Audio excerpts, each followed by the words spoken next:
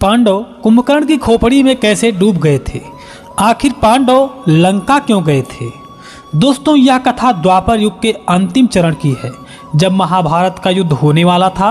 उस घड़ी में जब कौरव और पांडव अपने सेनाओं को एकत्र कर रहे थे और कौरव और पांडव दोनों पक्षों में सेनाओं की आवश्यकता थी, इसलिए दोनों पक्ष अपने सगे संबंधियों को युद्ध का निमंत्रण भेज रहे थे। तब पांडव अपनी माता कुंती के पास आए और चिंतित होते हुए कहने लगे, हे माता, हम युद्ध कैसे जीतेंगे?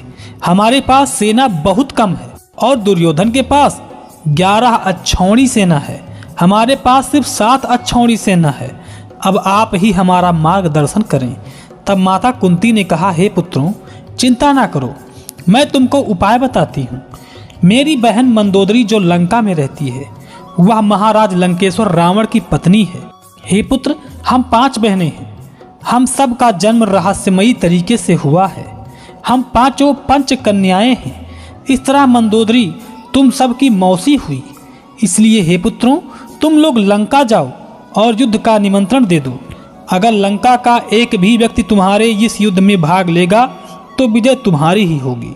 दोस्तों, 5 पांडव माता कुंती से आज्ञा लेकर युद्ध का निमंत्रण देने के लिए लंका को चल दिए। रास्ते में वो रामेश्वरम पहुँचे और उन्होंने भगवान शंकर का दर्शन भी किया, पूजा पाठ किया और फिर बाद में वह लंका के लिए आगे बढ़े। राम सेतु टूटा हुआ था, इसलिए लंका जाने के लिए उस क्षेत्र के लोग सेतु का मरम्मत किया करते थे और आर्यावर्त से लंका में व्यापार किया करते थे। उसी सेतु के माध्यम से पांडव लंका पहुँचे और लंका के द्वारपालों से कहा कि मुझे लंका की राजमाता मंदोदरी से मिलना है, तो कृपा कर आप मुझे वहाँ तक पहुँचा दें। अगर वहाँ तक नहीं पहुँचा सकते हैं तो मेरा संदेश वहाँ तक जरूर पहुँचाएं। मैं कुंती का पुत्र युधिष्ठिर हूँ। आप उनसे कहना कि कुंती पुत्र युधिष्ठिर आए हैं। द्वारपाल ने मंदोदरी के पास जाकर सारी सूचना दिया कि कुंती पुत्र पांडव आपसे मिलने आए हैं। तब मंदोदरी ने कहा, उन सबको सम्मान के साथ महल में ले आओ। दोस्तों, आपको संशय हो रहा होगा कि द्वापर युग में मंदोदरी कैसे जीवित रही, तो आपको बता दें, जिस तरह सप्तऋषि कभी मरते नहीं हैं, ऐसे ही पंच कन्याएं होती हैं जिनकी कभी मृत्यु नहीं होती है, वह अमर हैं। उनके मरने के बारे में आज तक कोई प्रमाण नहीं मिला है। इनके बारे में श्लोक है जो आपको पढ़कर सुनाता हूँ।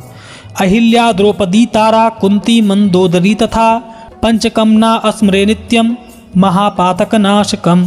जो व्यक्ति अहिल्या, तारा, मंदोदरी, कुंती तथा द्रौपदी का नित्य स्मरण करता है, उसके सभी पाप नष्ट हो जाते हैं। राजमाता मंदोदरी की आज्ञा से द्वारपाल उन पांडवों को महल के अंदर ले गए। महल में पहुंचने पर पांडवों ने मंदोदरी को प्रणाम किया और कहा, हे माता, मैं कुंती पुत्र युधिष्ठिर हूँ और आपके पास कुछ याचना लेकर आया हूँ। मंदोदरी ने कहा, हे पुत्र, मेरी बहन कुंती कैसी है? युधिष्ठिर ने सारा वृतांत कह सुनाया और फिर मंदोदरी ने कहा, अब आप अपना प्रयोजन बताएं। युधिष्ठिर ने कहा, हे माता, हम भाइयों में आपसी मतभेद के कारण आज विशाल युद्ध का समय आ गया है और महाभारत जैसी विशाल युद्ध होने वाला है। अब हम माता कुंती के कहने से आपके पास आए हैं। मैं चाहता हूं कि आप इस युद्ध में मेरी मदद करें। तब मंदोदरी ने कहा, हे पुत्र, अब मेरे पति लंकेश रावण तो जीवित है नहीं और मेरे देवर विभीषण तो उन्होंने भगवान में अपने आप को समर्पित कर दिया है, तो इस वजह से वो युद्ध नहीं कर सकते। इसलिए मैं आपकी कोई मदद नहीं कर पाऊंगी, लेकिन मैं लंका की कुछ सेना आपकी मदद के लिए भेज दूंगी। तब युधिष्ठिर ने कहा, ठीक है हे माता, आप इतनी ही मदद कर दें तो हमारे लिए युद्ध जीतने का सहारा बन जाएगा। दोस्तों, 5 पांडव रात्रि के समय लंका में ठहर जाते हैं। जब सुबह हुई तो मंदोदरी ने पांडवों से कहा कि हे पुत्रों, आप स्नान ध्यान करके आएं, तब तक आपके लिए भोजन का प्रबंध किया जा रहा है। दोस्तों, सभी पांडव स्नान ध्यान करने के लिए लंका के दुर्ग से बाहर आ गए और वह स्नान करने के लिए एक सरोवर की खोज करने लगे। उन्हें एक सरोवर की तरह एक स्थान दिखा जो सरोवर नहीं था, अपितु वह कुंभकर्ण की खोपड़ी थी, क्योंकि कुंभकर्ण की शरीर इतनी विशाल थी कि जब राम और कुंभकर्ण के बीच में युद्ध हुआ था तो भगवान श्री राम के द्वारा कुंभकर्ण का मस्तक एक बाण से कटकर जमीन में गिर पड़ा था। वह इतना विशालकाय था कि उसे उठाने के लिए किसी के पास चेष्टा नहीं थी। उसकी खोपड़ी खोखली हो गई थी क्योंकि एक युग बीत चुका था और उसमें पानी भर गया था। पांडवों को लगा कि यह कोई सरोवर है। युधिष्ठिर ने अपने भाइयों से कहा, हे भ्राता, इसी सरोवर में स्नान करते हैं। और सभी पांडव यह नहीं समझ पाए कि यह कोई सरोवर नहीं बल्कि कुंभकर्ण की खोपड़ी है। दोस्तों, भाग्य की ऐसी विडंबना आपने कभी नहीं देखी होगी। जब सतयुग का अंतिम चरण चल रहा था तब रावण, कुंभकर्ण और विभीषण का जन्म हुआ था, और जब द्वापर युग का अंतिम चरण चल रहा था तब पांचों पांडव और स्वयं भगवान श्री कृष्ण का जन्म हुआ था। इस तरह दोनों में एक युग का अंतर हो गया था। सतयुग में आदमी की लंबाई अपने हाथ से 22 हाथ की होती थी और वही त्रेता युग में आदमी की लंबाई 14 हाथ की होती थी और द्वापर युग में अपने हाथ से 7 हाथ की लंबाई होती थी। कलयुग में आज के समय में 3.5 हाथ की लंबाई होती है। तो आप ही हिसाब लगाइए कि उस युग के और आज के युग में कितना अंतर है। उस समय तो कुंभकर्ण का शरीर इतना विशालकाय था, इसलिए वो लोग ये नहीं समझ पाए कि ये खोपड़ी है या कोई सरोवर। खोपड़ी के गहराई का नाप पांचों पांडव मिलकर भी नहीं लगा सकते थे। दोस्तों, धर्मराज युधिष्ठिर बिना विचार किए अपने भाइयों के साथ उस सरोवर में उतर गए और उस खोपड़ी में वह उतरते ही डूबने लगे। तभी वहां एक ग्वाला गाय चरा रहा था। जब उसने देखा तो वह दौड़ा और माता मंदोदरी के पास जाकर बोला, हे माता, आपके जो अतिथि आए हुए हैं वो बाबा कुंभकर्ण की खोपड़ी में डूबने वाले हैं। मैंने अपनी आंखों से उन्हें देखा है। वे सब स्नान करने गए थे और गलती से वह बाबा कुंभकर्ण की खोपड़ी में स्नान करने के लिए उतर गए हैं और वह डूबने वाले हैं। जब इस बात को मंदोदरी ने सुना तो मंदोदरी चिंता में पड़ गई कि अगर पांचों पांडव डूब गए तो कभी मैं कुंती को क्या मुंह दिखाऊंगी, उनसे क्या कहूंगी। वह दौड़ती हुई उसी खोपड़ी के पास पहुंची और उस खोपड़ी को हाथ में उठा लिया और उसका जल उलट करके नीचे गिरा दिया, जिससे पांचों पांडव जल के प्रवाह से बहने लगे। तब मंदोदरी ने पांचों पांडवों को हाथ से पकड़कर जल से बाहर निकाल लिया।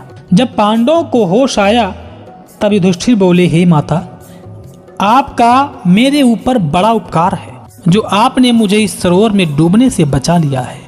तब मंदोदरी ने कहा, हे पुत्र, ये कोई सरोवर नहीं बल्कि यह मेरे देवर कुंभकर्ण की खोपड़ी है। तुम सब बच गए, इसलिए मैं बहुत प्रसन्न हूँ। कभी मैं अपने बहन कुंती को क्या मुंह दिखाती।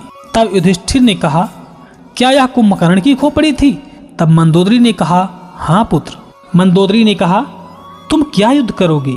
मेरे पति के उंगली के बराबर भी नहीं हो तुम, और मेरे देवर कुंभकर्ण की उंगलियां तुम पांचों योद्धाओं के बराबर थी।